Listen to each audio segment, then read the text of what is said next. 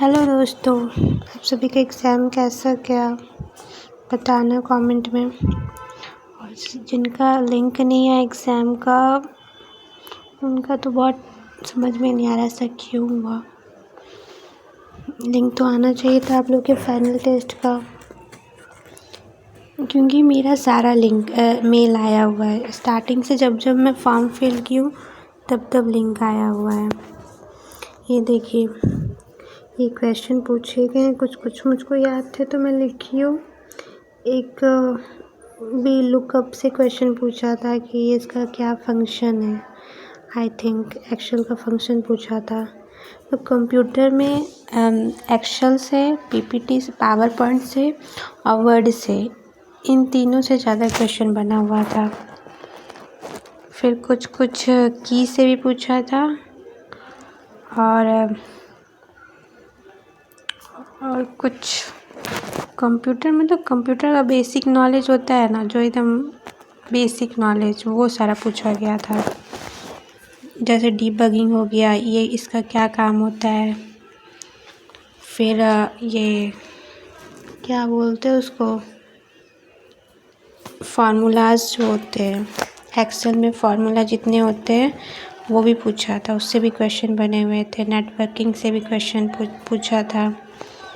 मतलब एक्सेल और word power नहीं, सॉरी, MS वर्ड और क्या होता है पावर पॉइंट, इनसे क्वेश्चन बना हुआ था। और इंग्लिश में भी बहुत ही नॉर्मल क्वेश्चन था। इंग्लिश में पूछा, मतलब जैसे एक सेंटेंस दे दिया है और उसमें ग्रामेटिकल एरर था तो वो इजीली मिल जा रहा था। उसके बाद फिर एंटोनिम्स, सिनोनिम्स ये पूछा हुआ था।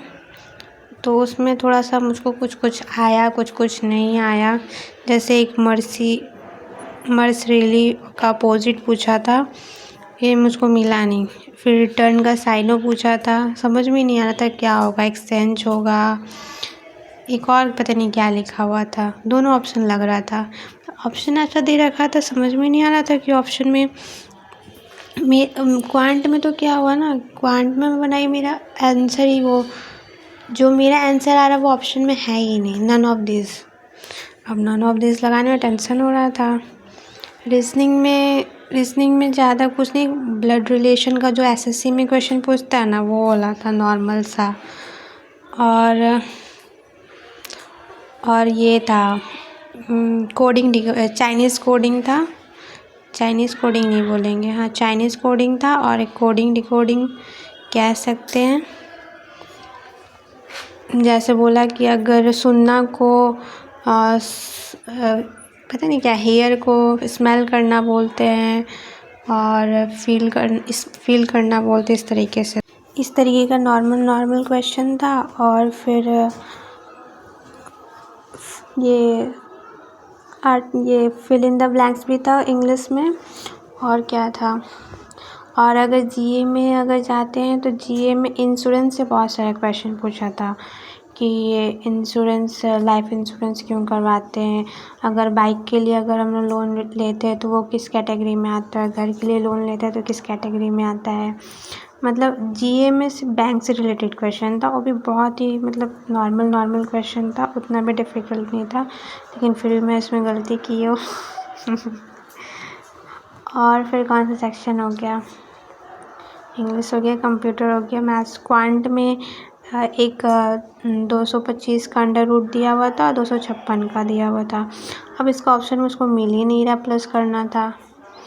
31 होगा ना, 41 दे रखा था, समझ में नहीं आया था, मैंने नन ऑफ दिस कर दी। फिर एक उससे क्वेश्चन था, मेंसुरेशन से क्वेश्चन था, और किसी क्वेश्चन था याद नहीं आ रहा है। अब बताना आप लोग कमेंट में, ठीक है, कैसा क्या एग्ज़ाम।